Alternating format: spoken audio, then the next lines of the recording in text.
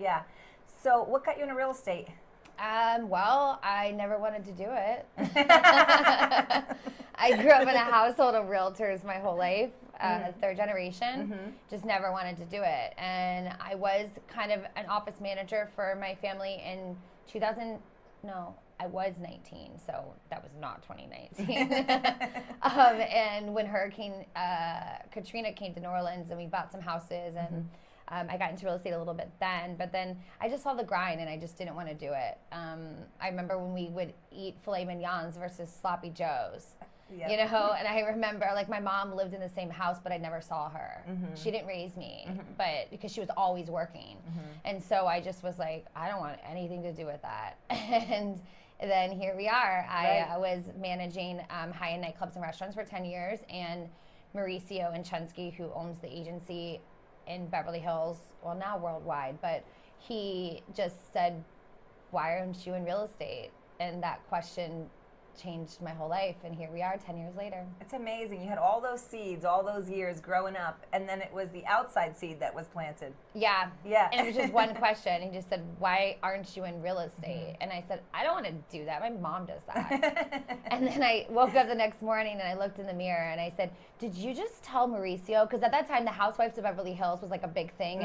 And I think he had just sold the Playboy Mansion.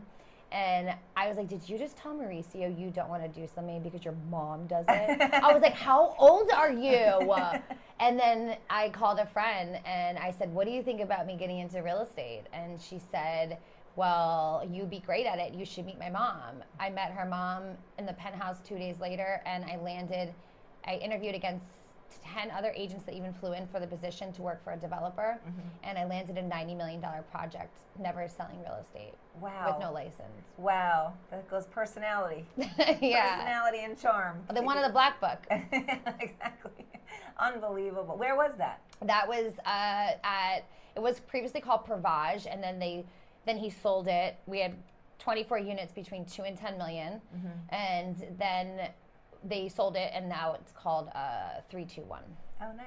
Yeah. And then you were in the nightclub and restaurant hospitality industry. That was where I met Mauricio. Yeah, and that I feel like that background gives you such experience with people, getting to know people, understanding people, having a good time. Because one of the things I notice about you that I love is that you really do have a good time. You're laughing. You bring some fun to it. You know, a lot of fun to it. Yeah. You build relationships and you make it light and fun, even though the job may not always be that way. You make it look that way.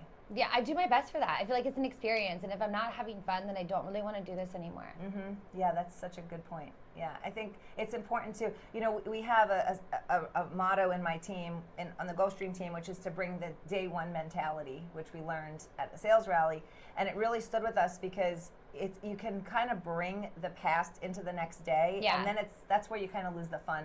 You know, but when you bring a day one mentality to it, it's fresh and fun every day. It's just I like it's that. the process of letting go of whatever happened the day before. Yeah, day one. Day one. Today's day one. Okay. First I day like on the it. job. Okay.